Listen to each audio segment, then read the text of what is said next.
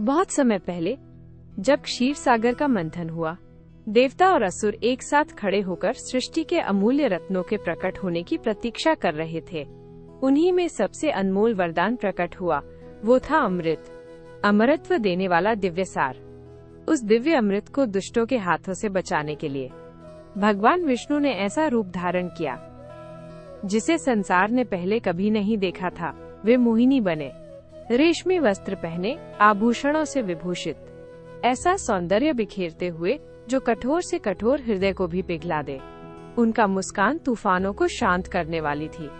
उनकी आंखें ब्रह्मांड के खेल को समेटे हुए थीं। मोहिनी ने असुरों को मोहित किया, उन्हें सरलता से विचलित कर दिया। उसी क्षण अमृत सुरक्षित रूप से देवताओं को प्राप्त हुआ। ब्रह्मांड का संतुलन बच गया। परंतु मोहिनी की स्मृति उसे देखने वालों के हृदयों में सदैव के लिए अंकित हो गई। इस अद्भुत रूप का समाचार हिमालय पहुंचा, जहां ध्यान के अधिपति महादेव सदा समाधि में लीन थे। इच्छाओं से परे, माया से परे, फिर भी उन्हें जिज्ञासा हुई, ऐसा सौंदर्य कैसे संभव है?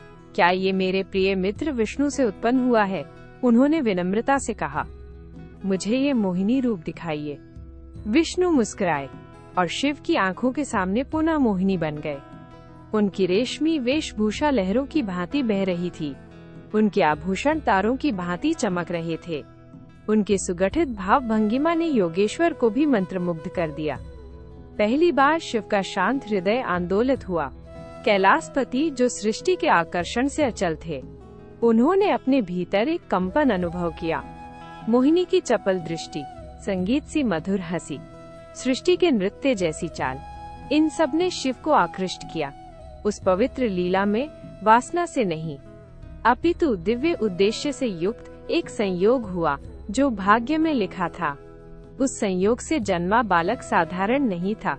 उसमें शिव की संहार शक्ति, विष्णु की पालन शक्ति, दोनों का सम्मिलन था। उसका जन्म सामान्य घटना नहीं थी, वो एक वरदान से जुड़ा हुआ था। ब्रह्मा के वर से असुर रानी महिषी के सामने देवता असहाय हो गए थे। शिव और विष्णु से उत्पन्न पुत्र ही उसकी भयानक सत्ता का अंत कर सकता था और धर्म का संतुलन पुनः स्थापित कर सकता था। जो असंभव प्रतीत होता था वो संभव हुआ।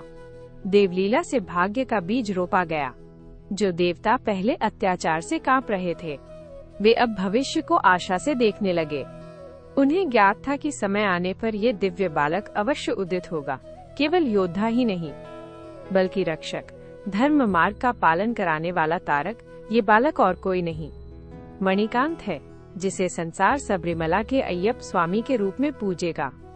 ये कथा केवल पुराणों की नहीं है, ये आज भी असंख्य भक्तों की जीवंत यात्रा है, जो पवित्र पर्वतों पर चढ़ते हैं, उनका नाम जपते हैं और केवल आशीर्वाद ही नहीं, अपने भीतर परिवर्तन की खोज करते हैं।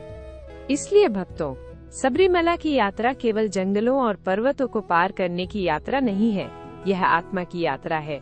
यह स्मरण है कि देवलीला अभी भी चल रही है और विश्वास असंभव को भी संभव बना सकता है। क्या आप इस पवित्र पथ पर चलने के लिए तैयार हैं? क्या आप उन मंदिरों में इन कथाओं की शक्ति का अनुभव करना चाहते हैं जहां ये घटित हुई थीं? तो आइए mytempleyatra.in से जुड़िए। आपकी यात्रा केवल तीर्थों तक नहीं, बल्कि आपके भीतर के दिव्य स्वरूप तक ले जाएगी। आपकी यात्रा आपकी प्रतीक्षा कर रही है।